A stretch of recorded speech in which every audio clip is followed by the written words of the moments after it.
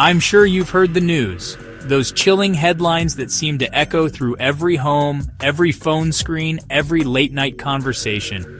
The kind of news that makes you double-check your locks and glance over your shoulder when you're alone. It's the kind of story that lingers, even after you turn off the TV. Hikers going missing near Lake Paloma. Search parties combing the woods. Desperate families clinging to hope. Posters fluttering in the wind. The trails that once promised adventure now feel haunted, abandoned, as if the forest itself is swallowing people whole. But what really happened in those woods? The official stories never tell you everything. Let me tell you what I saw, what I survived. Springtime in the forest.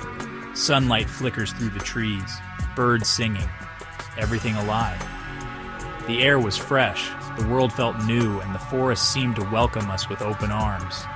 It was the kind of place you go to escape, to breathe, to forget the world for a while.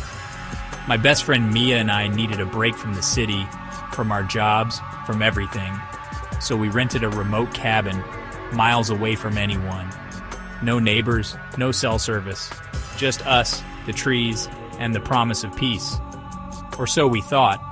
But the moment we arrived, I felt it. A heaviness in the air. A chill that had nothing to do with the weather.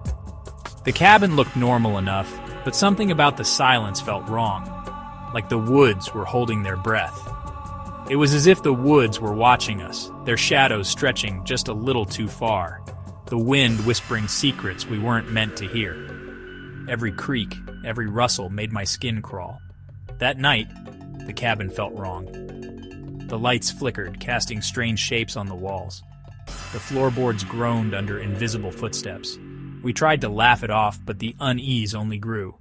Then, out of nowhere, the old radio in the corner crackled to life all by itself. Static, then a faint, garbled voice like someone trying to speak from the other side. And then, a heavy thud on the roof. We froze, hearts pounding, barely daring to breathe.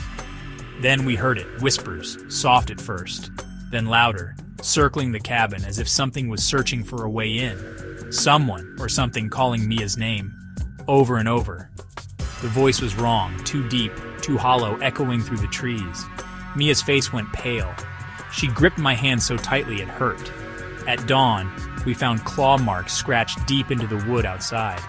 Not just scratches, gouges, as if something had tried to tear its way in while we slept. Massive, like human hands, but twisted, elongated, impossible. Not an animal, not a prank. Something wanted in, and it was getting bolder. That night, Mia started sleepwalking, barefoot, straight into the forest. I found her at the edge of the trees, eyes wide open but unseeing, her lips moving in a whisper I couldn't understand. She whispered, "He's coming. He's already inside my mind." Then came the banging, fists pounding on the door, shaking the whole cabin. We huddled together, too scared to move. A shadow at the window, tall, thin, with glowing eyes peering from the trees. It watched us, unmoving, as if waiting for us to make a mistake. I grabbed Mia and we ran, crashing through the dark woods, branches clawing at our faces, never daring to look back. We made it out, gasping, shaking, alive, but changed. But in the city, the news broke. Hikers vanished near Lake Paloma. And that cabin, still there, still watching. It wasn't a bear, it wasn't human. Whatever it is, it's still out there, waiting for the next visitor who thinks they're alone. Subscribe for more true horror stories, before it finds you. And remember, some places are better left unexplored.